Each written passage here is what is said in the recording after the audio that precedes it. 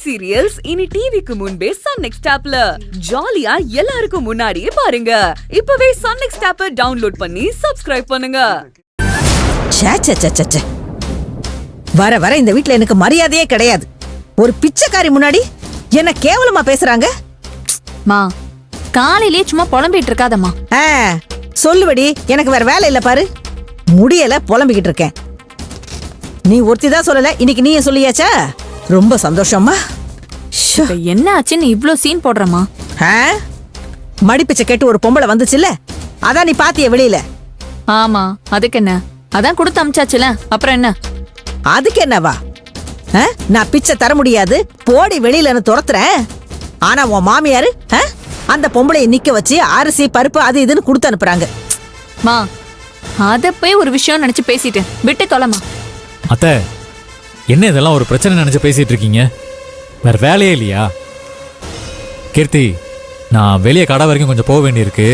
நீங்க ஹோட்டல் கொஞ்சம் சீக்கிரமா கிளம்பிடுங்க. சரிங்க.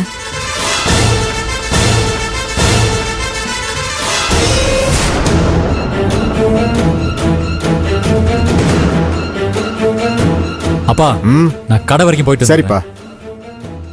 திரு, ஒரு நிமிஷம். என்னம்மா, உங்களுக்கு ஏதாவது பிரச்சனையா? என்னப்பா, எங்களுக்கு என்ன பிரச்சனை? சரி, அதை விடுங்க. என்ன சொல்ல வந்தீங்க, அதை சொல்லுங்க.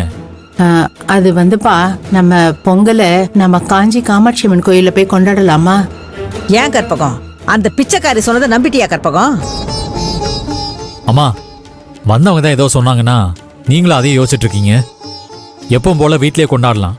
இல்ல திரு, அந்த அம்மாவை பார்த்தப்ப எனக்கு உள்ளுணர்வுல ஏதோ ஒண்ணு தோணுது. அது எனக்கு எப்படி சொல்றதுன்னு தெரியல.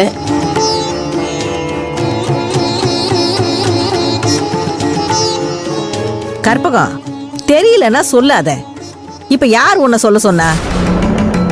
இத பாருங்க, உங்களுக்கு நம்பிக்கை இல்லைன்னா தயவு செஞ்சு நீங்க காதை மூடிக்கோங்க. யாரும் கட்டாயப்படுத்தி கேட்க சொல்லல, சரியா? திரு, இத பாருப்பா, அம்மா சொல்றதா எனக்கும் சரியா இருக்கும்னு தோணுது. வீட்ல இவ்ளோ பிரச்சனை நடந்திருக்கு. இது வரைக்கும் எல்லாரும் ஒன்னா குடும்பமா சந்தோஷமா பொங்கல் வச்சு கொண்டாடணும். ஆனா இப்போ வீட்ல இருக்கிற சூழ்நிலைய பாத்தியா? சரிக்கா, அதுக்கு இப்ப என்ன பண்றது? டே, நம்ம குடும்பமே நல்லா இருக்கணும்னு மனசார வாழ்த்திட்டு போனாங்க. இந்த வருஷ பொங்கலை காஞ்சி காமாட்சி அம்மன் கோயிலே கொண்டாடலாண்டா. அந்த அம்மா சொன்னதுல ஏதோ ஒரு உண்மை இருக்குன்னு என் மனசுக்கு தோணுதுடா. என்னது, கோயிலுக்கு போணுமா? இவ்ளோ பெரிய வீடு இருக்கிறப்போ சும்மா ஒண்ணுமே இல்லாதவங்க மாதிரி கோயில போய் பொங்கல் வைக்கணும்னு சொல்றீங்க?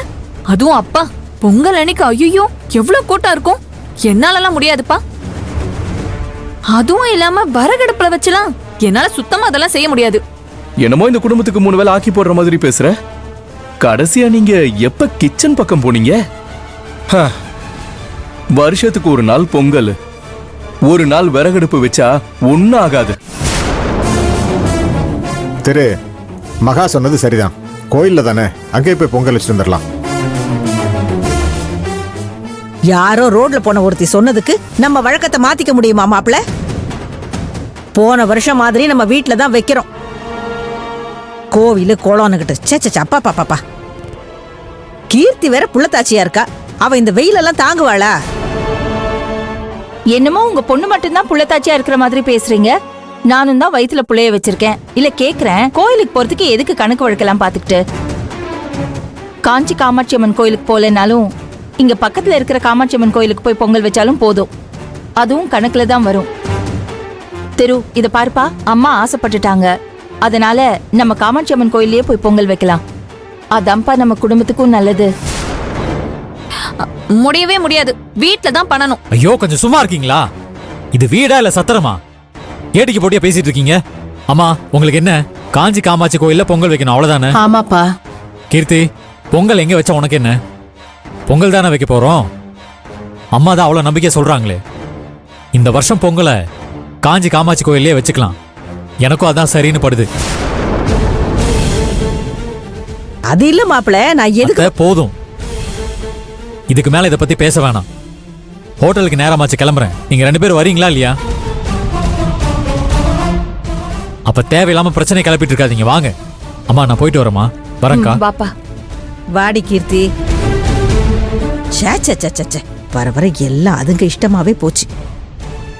அத்த என்னதான் இருந்தாலும் ராஜலட்சுமி எதிர்த்து நின்னு நினைச்சதை சாதிச்சிட்டீங்க. அது என்னமோ தெரியல மாப்பிள்ள. அந்த அம்மா மடிப்பச்சை கேட்டு வந்து சொன்னதுல இருந்து என் மனசுல அது ஆழமா பதிஞ்சு போச்சு. எல்லாம் அந்த காமாட்சியோட மகிமை தான் மாப்பிள்ள. ஆமாம்மா, எனக்கு என்னமோ அந்த அம்மனோட திருவிளையாடல்னு தான் தோணுது. பிரிஞ்சு இருக்கிற நம்ம குடும்பம் ஒன்று சேர்றதுக்கு அந்த காமாட்சி அம்மனே உதவி செய்வான் தான் என் மனசுக்கு படுது. தாயே,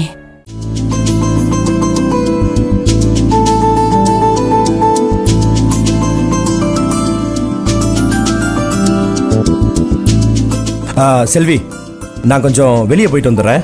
ஆ பொங்கல் வேற வருது. வீட்டை சுத்தம் பண்ணலான்னு பார்த்தா இது வெளியே கிளம்புறீங்க. எப்ப வருவீங்க? கொஞ்ச நேரத்துல வந்துடுவேன். இங்க பக்கத்துல தான். எந்த பக்கமா போறீங்க? ஏங்க? இல்ல, மளிகை கடையில கொஞ்சம் பொருள் எல்லாம் வாங்கணும். அதான் அந்த பக்கமா போனீங்கன்னா வாங்கிட்டு வாங்கன்னு சொல்றதுக்கு. இல்ல, பூஜாவுக்கு நம்ம தான் பொங்கல் சீர் செய்யணும். அதான் பணத்துக்கு பக்கோடாட்ட கேட்டிருந்தேன். ஒரு இடத்துல வாங்கி தரேன்னு சொல்லியிருக்கிறான். அவனை பார்க்கறதுக்கு தான் கிளம்பிக்கிட்டு இருக்கிறேன். வந்து மளிகை ஜாமான் வாங்கி கொடுக்கட்டுமா? எங்க நில்லுங்க. ஏற்கனவே வீட்டுக்கு அட்வான்ஸ் கட்ட வட்டிக்கு பணம் வாங்கியிருக்கோம். இப்ப மறுபடியும் வட்டிக்கு வாங்கினா எப்படிங்க நம்மளால கட்ட முடியும்? வேற என்னங்க பண்றது? பூஜாவுக்கு இது தலை பொங்கல், நல்லபடியா சீர் செய்யணும். அப்பா அம்மா கிட்ட காசு கண்டிப்பா இருக்காது. திரு அண்ணன் இந்த நேரத்தில் சீர் செய்யறதுக்கு சம்மதிக்குமா என்னன்னு வேற தெரியல. நாம தானே பண்ணணும். அதுக்கு பணம் வேணும்ல. வேலு, அத்தை மாமா கிட்ட இருக்காதுன்னு எனக்கும் தெரியும். நாம தான் அதை செய்யணும். அதை நான் எதுவும் சொல்லல. ஆனா நம்ம வட்டிக்கு ஏன் வாங்கணும்? வட்டிக்கு வாங்காம வேற யாருங்க நமக்கு காசு கொடுப்பாங்க? நீங்க வட்டிக்கு வாங்கணும்னு யோசிக்கிறதுக்கு முன்னாடி இதை என்கிட்ட கேட்டிருக்கணும். சரிங்க, உங்களை கேட்காம முடிவெடுத்ததுக்கு என்ன மன்னிச்சிருங்க. இப்ப சொல்லுங்க, வட்டிக்காரனை தவிர ஃப்ரீயா நமக்கு வேற யாரு காசு கொடுப்பாங்க அப்படின்னு நீங்க சொன்னீங்கன்னா அவங்கள்ட்டே போய் நான் வாங்கிட்டு வந்துடுறேன். யாரும் நமக்கு ஃப்ரீயாலாம் ஒண்ணு கொடுக்க வேணாம். என்னோட வலையில இருக்கு. இது நம்ம பேங்க்ல வச்சு பணம் வாங்கலாம். வட்டியும் ரொம்ப கம்மியா தான் இருக்கும். ஐயா, ஏங்க ஏங்க ஏங்க, இது நான் முத ஆசாசியா உங்களுக்கு வாங்கி கொடுத்தது. இதை கலட்ட வேணாம். இது உங்க கையிலேயே இருக்கட்டுமே. நான் வெளியே எப்படியாச்சும் ரெடி பண்ணிடுவேங்க. ஐயோ வேலு, இப்ப பூஜாவுக்கு சீர் செய்யறது தான் முக்கியம். என் கையில இருக்கிற அந்த வலையெல்லாம் ஒண்ணு கிடையாது.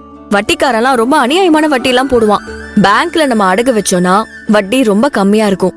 நாம இப்ப இருக்கிற நிலைமையில எல்லாத்தையுமே யோசிச்சு கொஞ்சம் சிக்கனமா பார்த்து தான் செய்யணும். இல்லைங்க, நான் வாங்கி கொடுத்தது எவ்வளவு பிரியமா இதை போட்டுக்கிட்டு இருந்தீங்கன்னு எனக்கு தெரியும். இதை கரெக்டா வேணாங்க. நான் பாத்துக்கிறேங்க. ஐயோ வேலு, நான் என்ன வலையில போய் விற்கவா சொன்னேன்? அடமானம் தானே வைக்க சொல்றேன். நமக்கு பணம் வந்ததும் பேங்க்ல இருந்து மீட் எடுத்துட்டு வந்துடலாம். நீங்களே அதை என் கையால போட்டு விட போறீங்க. இதுல என்ன இருக்கு? நீங்க சொல்றது சரிதான். எனக்கு புரியாம இல்ல.